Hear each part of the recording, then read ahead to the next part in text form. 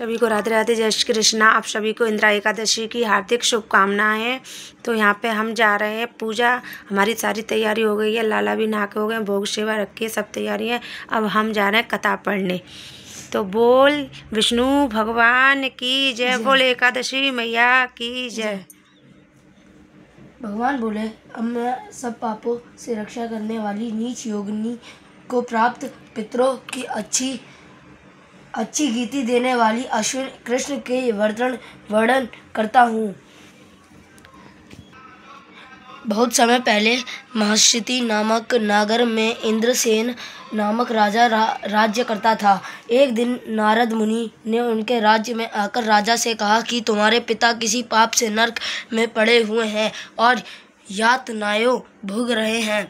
अपने पिता को नरक से छुड़ाकर स्वर्ग में पहुंचाने के लिए आपको अश्विन कृष्ण एकादशी का व्रत करना चाहिए। राजा ने कहा, मैं अवश्य व्रत करूंगा, कृपा कर इसकी संपूर्ण विधि भी बताने का कष्ट करें। नारद जी बोले, हे राजन, अश्विन कृष्ण दशमी के दिन प्रातः काल स्नानादि से निवृत्त होकर पितरों का श्राद्ध करके ब्राह्मण भोजन कराकर आप एक समय भोजन करें। एकादशी को सुबह पवित्र होकर भगवान शालिग्राम की मूर्ति के सामने श्रद्धा से प्रणाम करके प्रार्थना करें कि मैं आपकी शरण में हूँ, मेरी रक्षा करो, मुझे पर प्रसन्न हो। फिर ब्राह्मणों को भोजन करा अच्छी दक्षिणा देवें, गौ को भी बचा हुआ भोजन खिलावें।